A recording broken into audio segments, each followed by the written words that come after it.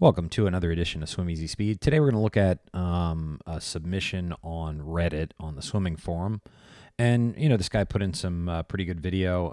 And for those of you listening, if you're looking for someone to analyze your stroke, most of the video that you guys put up is not great for analysis when it's just from the side and above water. What we really need are underwater shots. This one's really good in terms of how far away the athlete is from the camera, and then head-on underwater. The other good view would be above water, kind of head-on. Those would be the best ones to look at. So here is what this guy's doing, and it's going to really show the importance of getting not only technique in your swimming, but fitness.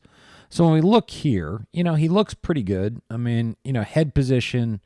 So if we zoom up a little bit here, he's looking a little bit too far forward. You don't want to look straight down at the bottom of the pool. You want to look probably right about there. So that's going to bring the head down slightly, put it more in line with the neck. But what you see happening is, so you lift that head up and you can see that gap right there between kind of the top of his butt and the waterline. That's because this is up a little bit. And, what you want to think about, how you're in the water is you're kind of like a teeter-totter in the water. So if, you look up right there, that's going to put pressure on the feet and hips to sink. And so we're looking for that, that balance on the water where we can get really long and flat and then up on the water. That's what he'd really want to do here, because one of the things that it impacts is you can see, because that angle is this way, that's going to make it where the shoulder is like that.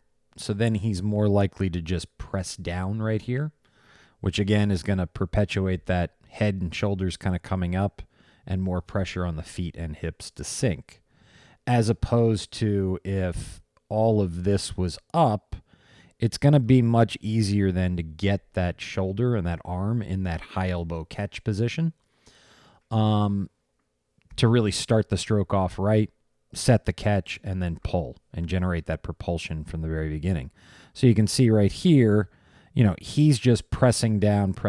He doesn't really start to pull until right about there. And there's an interesting little effect that he's doing that we'll be able to see on the front portion of the video. But you can see how much all of this drops back here. Now, some of that is, yes, the head. Some of that is the press down right here. But some of it is just a lack of core engagement. And, the one thing everyone needs to understand is you can't separate out technique from training.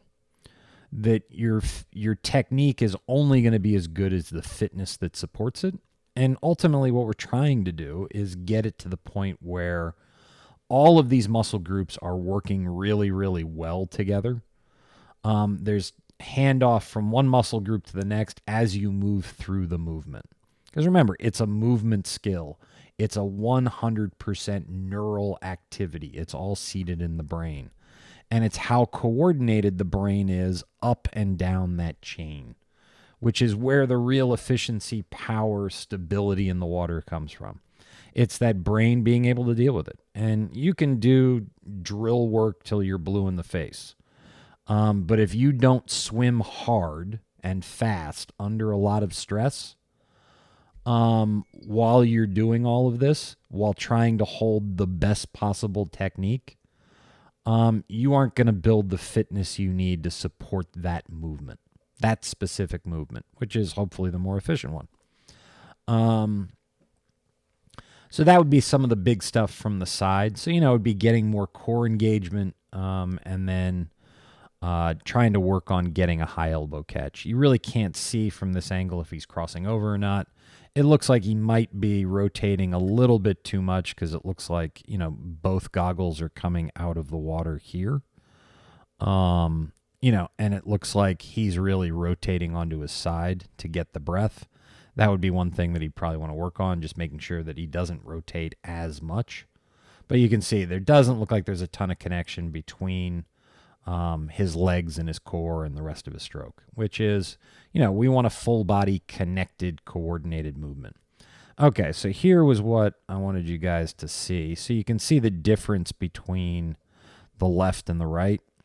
So, just like on the entry, we're kind of like this. So you don't want on the entry, you don't want the left hand going onto the right side. You don't want the right hand going onto the left side. Same thing goes for the pull underwater. So you can see right here, his hand is crossing that midline underwater. Typically, you see that when it's an athlete trying to correct for some instability. Wouldn't surprise me if he's got some more because of the way that hand is entering, and or he's not finishing enough on this side. My guess would be that he's left-handed. Maybe this side's a little weak. That's another reason why it comes up like that and then down.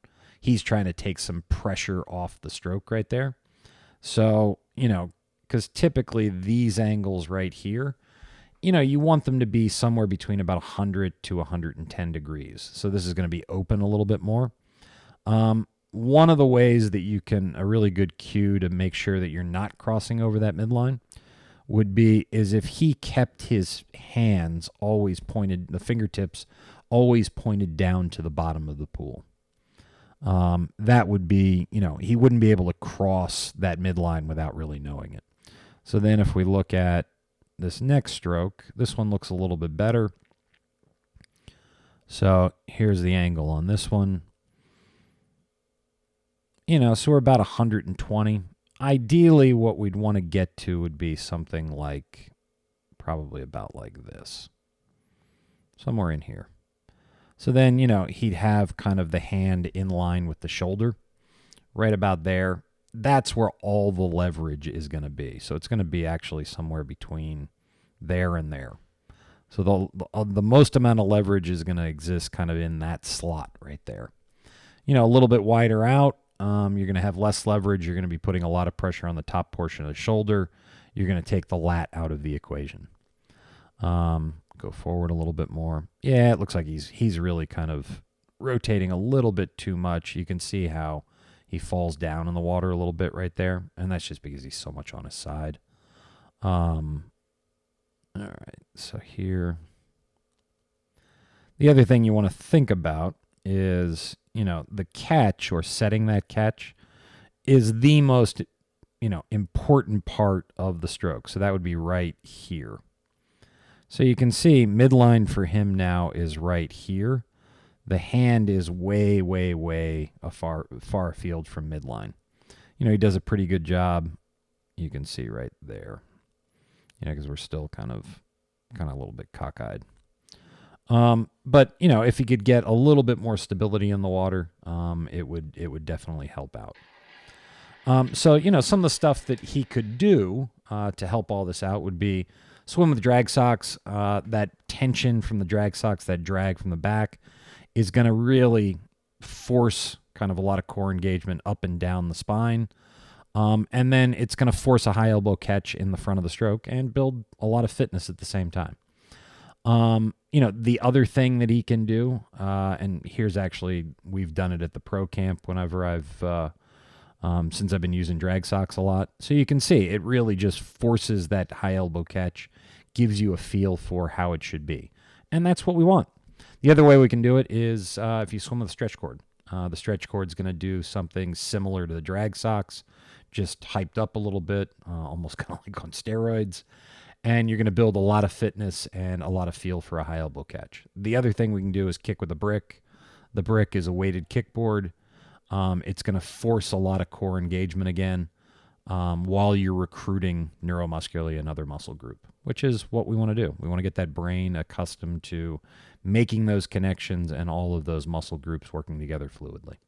So as always, thank you for tuning in. Please like, share, comment, subscribe, and I hope to see you in the pool soon.